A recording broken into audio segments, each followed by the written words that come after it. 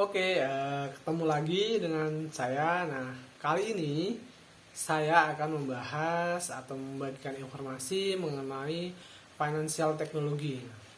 Apa sih financial technology itu? Nah, financial technology itu adalah revolusi terhadap jasa keuangan, jasa penyedia layanan keuangan, di mana eh, financial technology ini sudah berkembang di mancanegara.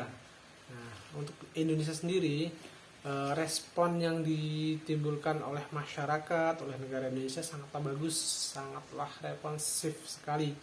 Di mana BI, Bankers of Bank-nya Bank Indonesia atau Bank Indonesia itu mendirikan Office Financial Technology di tahun 2016, di mana setelah itu mereka melakukan meeting dengan startup, di mana lembaga-lembaga jasa keuangan untuk mendiskusikan fitur-fitur ataupun produk-produk yang nanti bisa dimanfaatkan ataupun bisa diaplikasikan di masyarakat. Nah, setelah itu BI juga akan menggodok bagaimana kebijakan ataupun peraturan yang akan digunakan terkait dengan produk yang tersebut. Kemudian juga membuat roadmap di mana mengeluarkan suatu sistem namanya regulatory sandbox. Nah, di sistem ini para pebisnis atau menjadi layanan keuangan tersebut bisa melakukan riset atau melakukan trial error sebelum produk tersebut dijalankan di masyarakat, yaitu waktunya 6 sampai 12 bulan ya, sampai 1 tahun untuk melakukan riset, untuk melakukan pengujian, untuk melakukan trial error, di mana untuk menemukan kelemahannya, menemukan keunggulannya seperti apa, kemudian manfaatnya seperti apa bagi masyarakat, seperti itu. Nah, perkembangan financial technology ini sangat beragam sekali ya, dimana tidak hanya lembaga-lembaga institusi keuangan non formal saja, non formal pun juga ikut, dimana dia untuk lebih dekat terhadap nasabahnya, terhadap customernya. Jadi lebih memudahkan customernya untuk melakukan suatu proses financial technology ataupun pelayanan jasa keuangan. Nah, di Indonesia sendiri banyak sekali jasa-jasa formal maupun non formal yang kita bisa gunakan atau kita bisa pakai untuk melakukan peminjaman dana. Nah, peminjaman dana untuk apakah itu buat usaha kita atau itu nanti buat melakukan pekerjaan kita, seperti itu untuk menambah modal. Itu juga banyak sekali jasa-jasa atau penyedia jasa penyaluran dana seperti itu. Tetapi sekarang ini orang-orang di Indonesia itu lebih mementingkan untuk yang instan ataupun praktis. Nah, ketika mereka membutuhkan dana,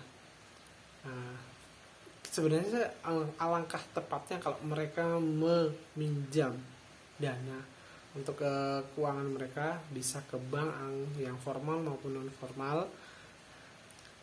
Mungkin banyak pandangan dari masyarakat bahwa untuk melakukan peminjaman tersebut itu tidaklah mudah, step by stepnya. Jadi banyak sekali masyarakat itu tertipu terhadap peminjaman dana yang secara instan, secara mudah, secara praktis, yaitu peminjaman online. Nah, jadi di mana di peminjaman online ini, untuk melakukan registrasi, untuk melakukan klarifikasi, itu tidak harus datang langsung, bisa dilakukan secara online. Jadi kita tinggal mengirimkan data, mengisi data, mengirimkan data, nanti akan diverifikasi sama instansi tersebut, melakukan, oh berarti dia mampu untuk meminjam dana untuk digunakan apakah usaha atau untuk kelangsungannya dengan jaminan A, B, C, D seperti itu. Nah, Ini yang sangat salah dari masyarakat Indonesia, di mana waktu melakukan pemilihan instansi untuk peminjaman tidak meriset terlebih dahulu apakah jasa tersebut itu sudah terdaftar di OJK. Kenapa kita harus tahu apakah dia sudah terdaftar apa belum? Karena setiap lembaga jasa keuangan itu harus diawasi oleh OJK. Kenapa? Karena ketika tidak diawasi pasti akan tindakannya bisa tindakan yang melenceng dari peraturan. Nanti bisa mengakibatkan hal-hal yang tidak diinginkan.